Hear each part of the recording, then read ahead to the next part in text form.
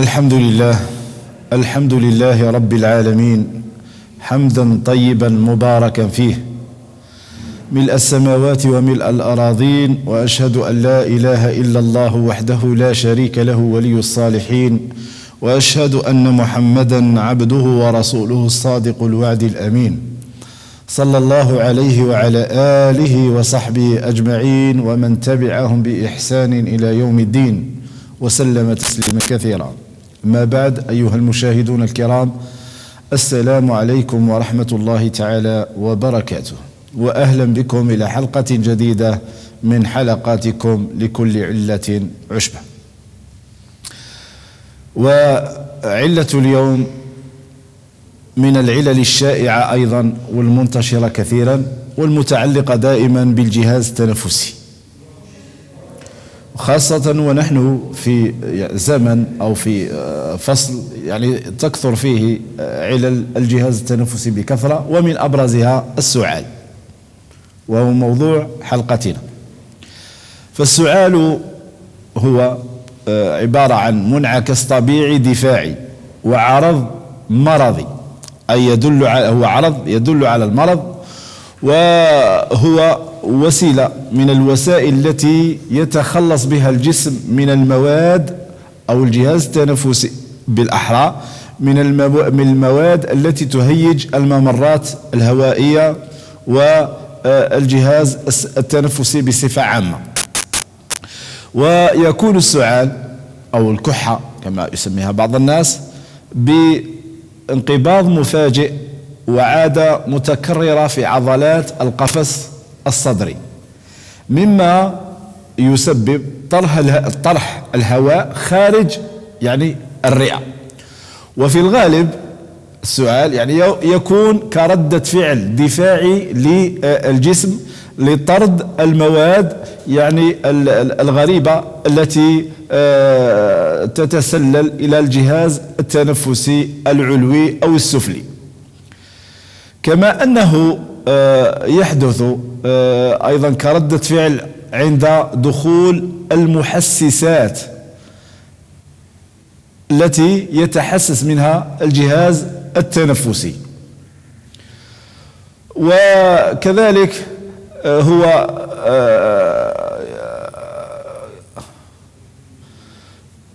يعني هو أحد وسائل طرح البلغم والإفرازات الزائدة التي تعلق في الغالب بالجهاز التنفسي السفلي نعم. أما العلوي، الجهاز التنفسي العلوي، فهو يعني إفرازاته تكون يعني دائمة، وهذه الإفرازات يعني الإفرازات العادية يعني تدخل أو تتسلل وتمر بشكل هادئ إلى المعدة، حاملة معها العوالق والملوثات التي يعني تلتصق بها إلى المعدة. غير أن البلغم هذا يزداد في الحالات المرضية ويتغير، لكن في الحالات العادية البلغم في الغالب يعني يبلعه الإنسان. أما في الحالات المرضية فهو يعني يزداد ويتغير حتى من ناحية يعني الكمية أو حتى من ناحية اللون أحيانا. وقد ينشأ السعال بفعل عدد من المثيرات، فإذا تخرجت أعصاب السعال الذاهبة إلى المراكز العصبية في الرئتين تحدث تنبيه يمر عبر العصب المبهم، ومن ثم ترسل الحواجز العصبية رسائل تنبيه إلى الأعصاب المستهدفة كالحجاب الحاجز والجهاز العضلي وكل منطقة الأوراب، يعني ما بين الأضلاع والرغامة والقصبات والبطن والحنجرة. ويكون السعال هو الحصيلة لهذه التنبيهات العضلية. كما يعني هو معروف. وللسعال أنواع وتقسيمات، سواء من حيث يعني المكان أو من حيث يعني كون السعال جاف أو فيه بلغم يعني رطب. أما من ناحية المكان، تقسيم أنواع السعال من ناحية المكان فهو ينقسم إلى نوعين: سعال ناتج بسبب تهيج في منطقة البلعوم والحنجرة، يعني المنطقة العلوية من الجهاز التنفسي.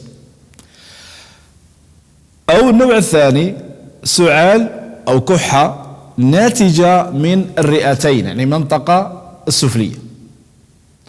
وهذا التقسيم له فائدة يعني عملية، حيث أن أسباب هذين النوعين من السعال يعني تختلفان نوعا ما، وإن كان يعني أحيانا يصعب التمييز بينهما، هل هو يعني من السعال هذا نادر أو خارج من الجهة العلوية أم من الجهة السفلية. وللسعال مراحل يعني يمر عليها. هذه المراحل: المرحلة الأولى مرحلة الشهيق من السعال، وذلك أن المريض بالسعال يأخذ نفسا عميقا قبل بدء السعال، يأخذ النفس العميق. ثم المرحلة الثانية مرحلة الضغط بتضيق المزمار وانغلاقه، ما يعرف بفتحة أو المزمار، يعني هي فتحة كما تلاحظ في الصورة في أعلى الحنجرة. وبعد ذلك تكون يعني تضييق القصبات الهوائية إلى النصف على الأقل من قطرها الطبيعي.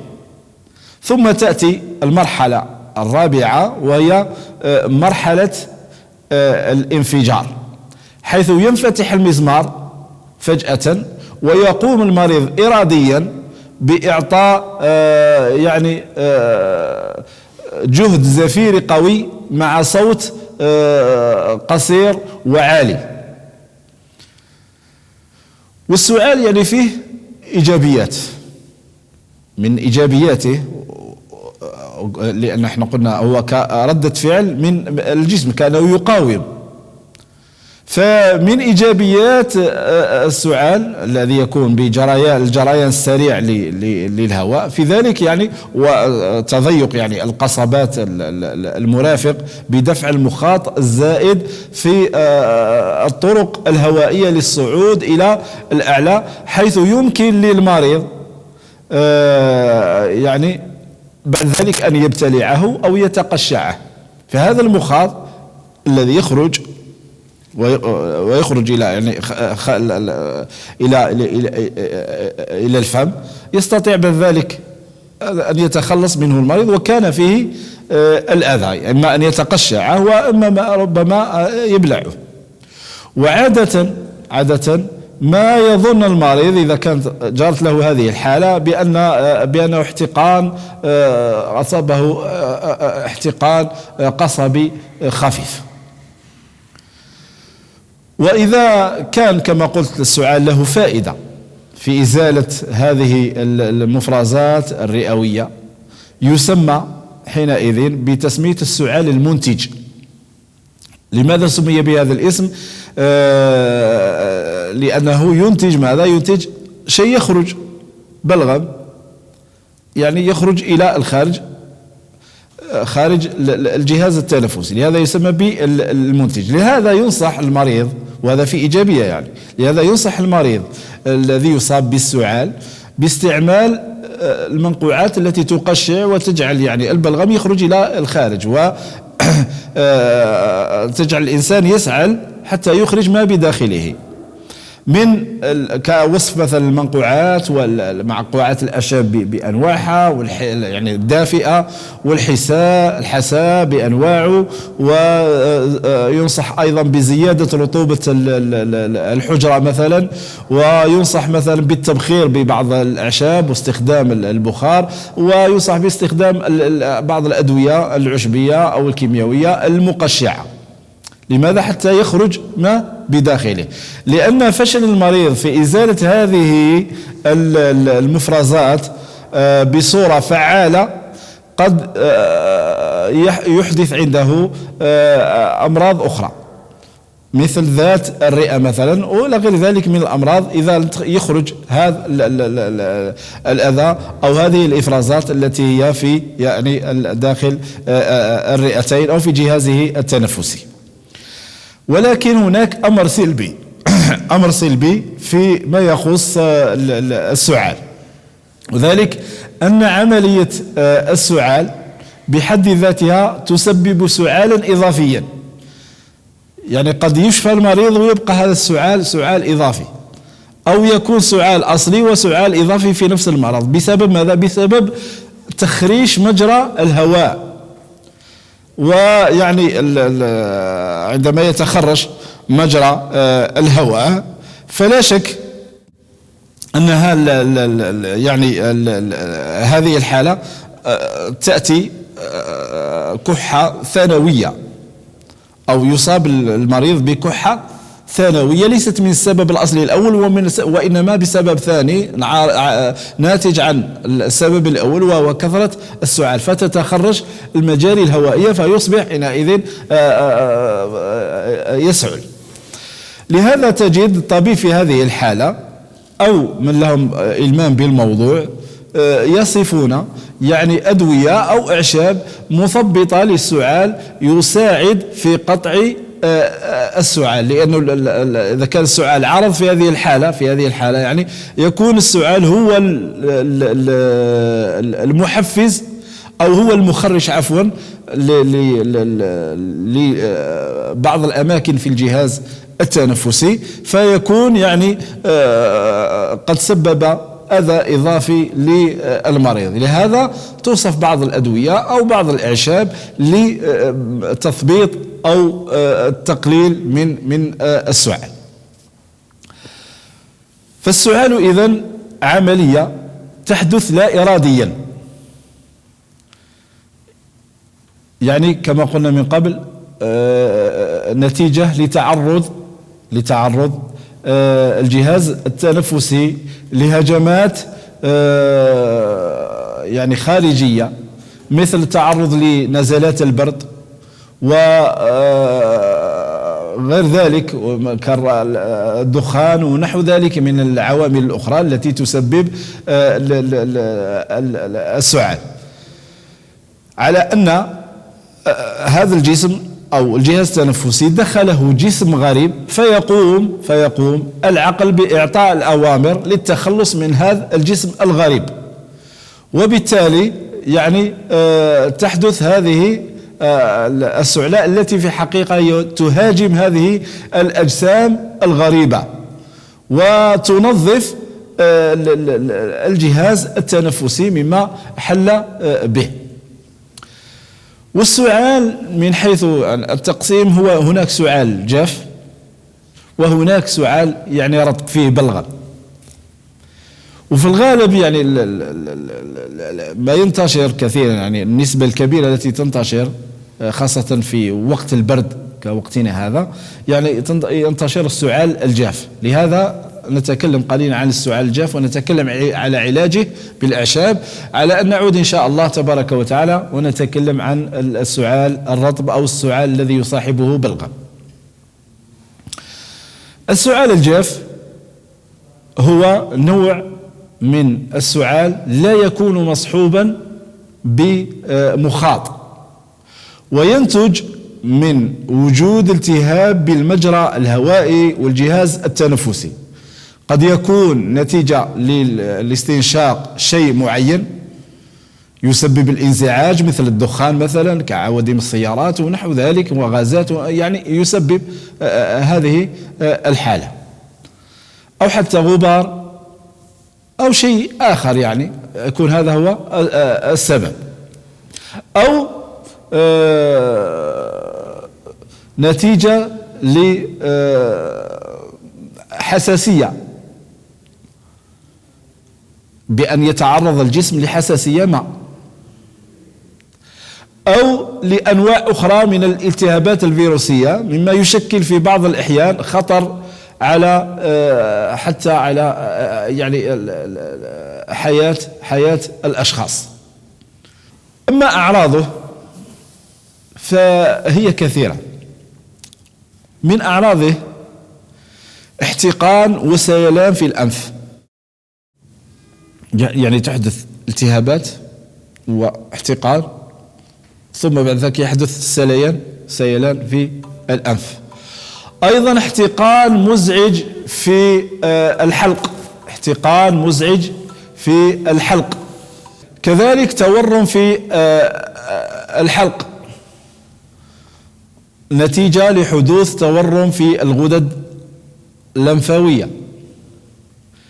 كذلك من أعراضه حدوث شبه أو صدور من أصوات من المريض تشبه الصفير.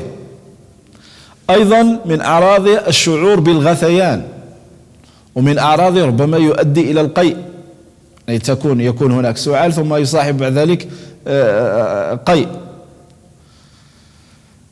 كذلك من أعراضه ظهور أعراض مختلفة تشبه التعرض للإنفلونزا، يعني تشبهها في غالبيتها.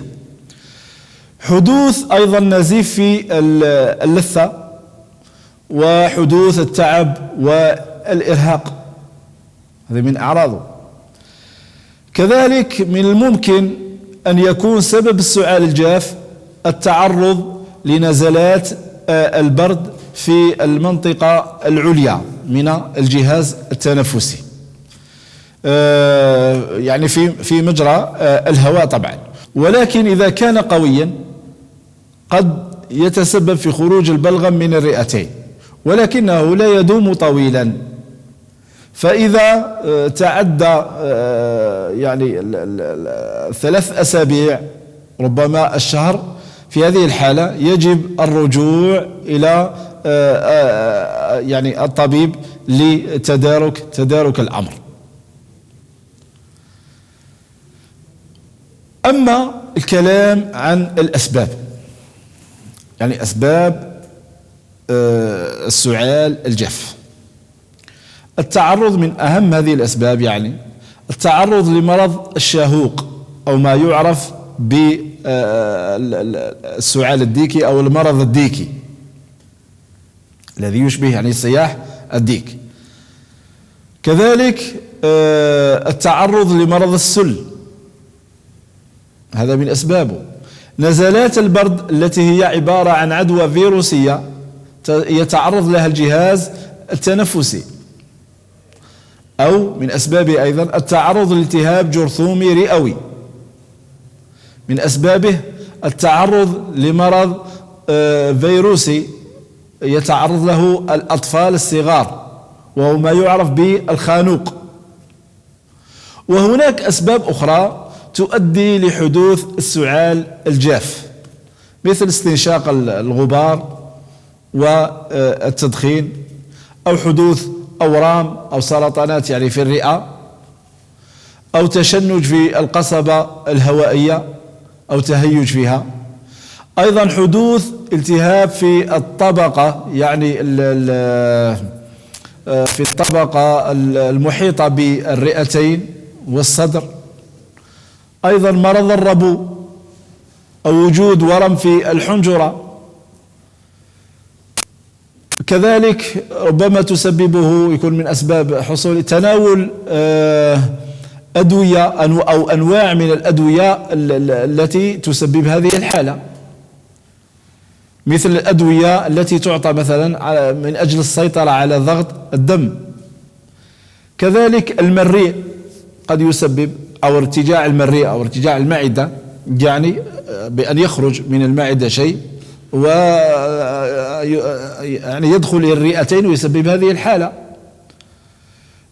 كذلك ربما قصور القلب من أسباب حصول هذا السعال الجاف، يعني قصور في القلب. كذلك الإجهاد والضغط، إذا كان الإنسان عنده إجهاد وعنده ضغط، خاصة الضغط النفسي، أيضا هذا من مسببات سعال الجاف.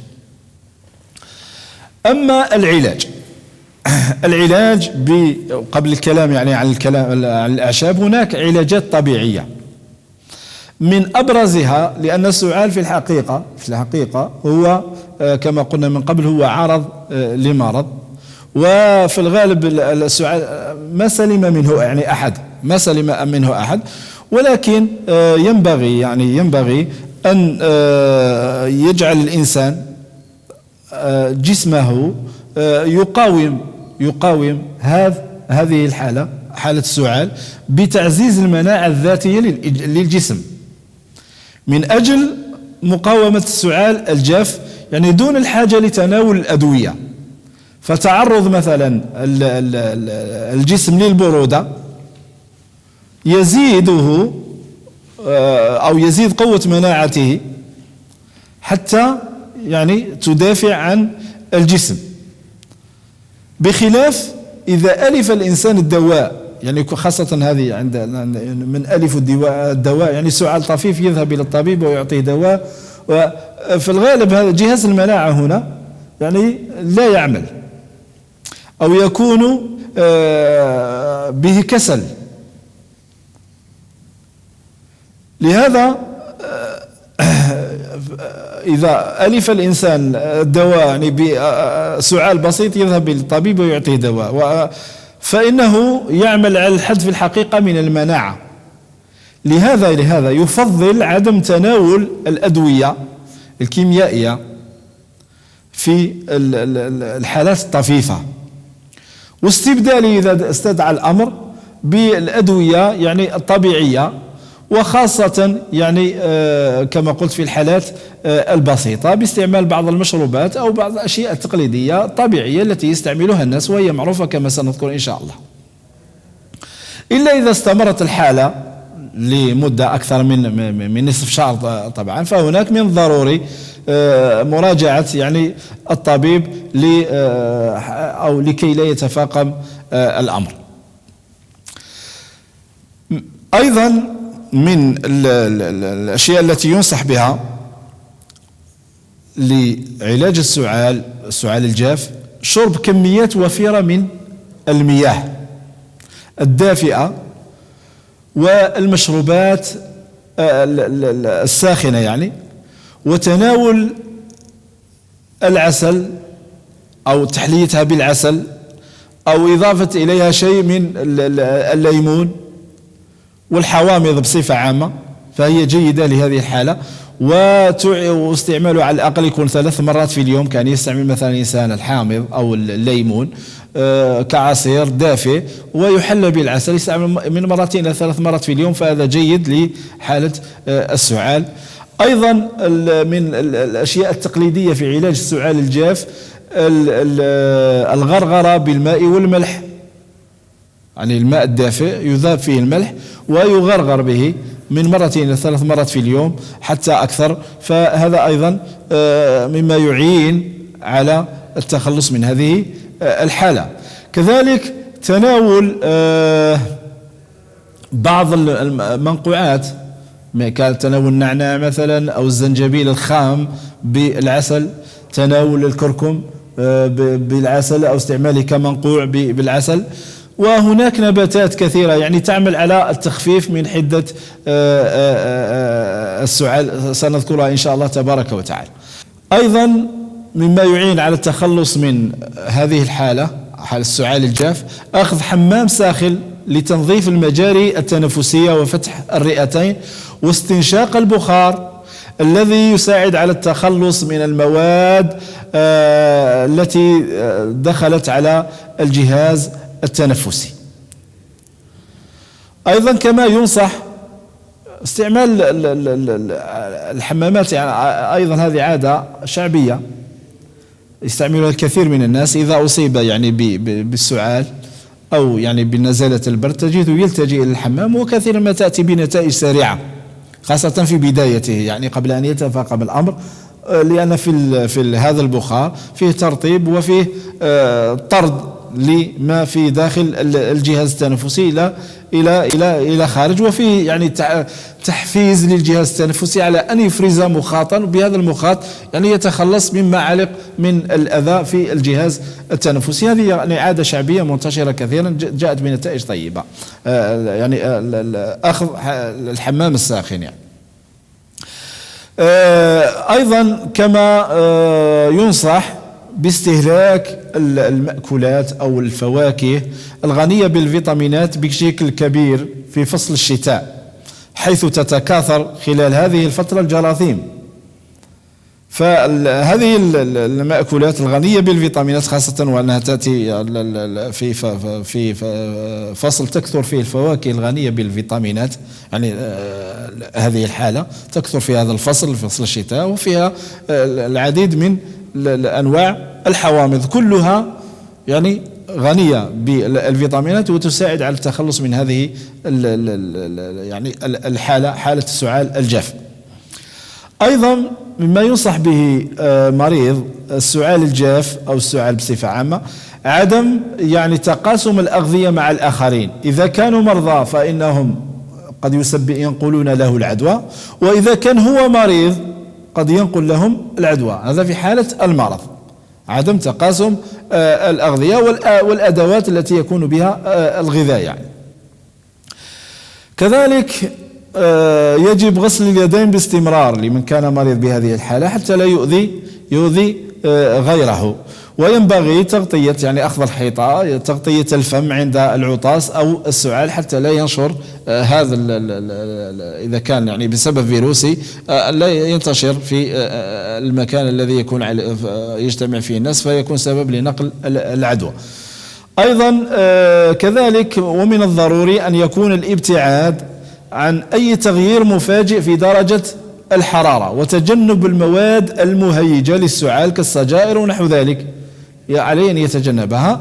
أيضا النوم مهم جدا في هذه الحالة، أن ينام الإنسان لمدة 8 ساعات على الأقل، يعني يجب عليه أن تكون فترة النوم يعني كافية. وحتى في النوم يعني هناك توجيهات، من الضروري يعني أن يضع رأسه في مستوى أعلى من مستوى يعني الجسم حتى يسهل عملية التنفس.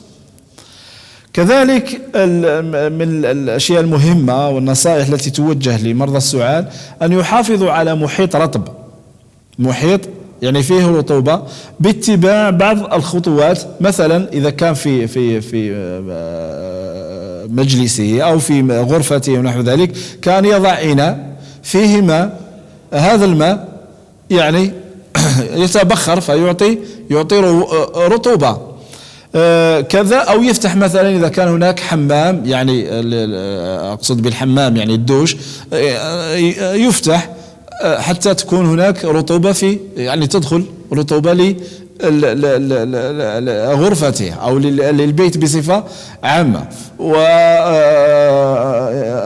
ويفتح النواه إن دعا الحال لذلك حتى تكون هناك رطوبة في الغرفة، لأنه صاحب السعال الجاف كثير يعني ما يتفاقم الأمر أو يزداد الأمر شدة إذا قلت الرطوبة، إذا كان جفاف وكانت هناك يعني رطوبة منعدمة أو قليلة، فهذا وخاصة إذا كانت تزامنت مع ارتفاع درجة الحرارة يعني يكون سبب قوي لازدياد حدة السعال.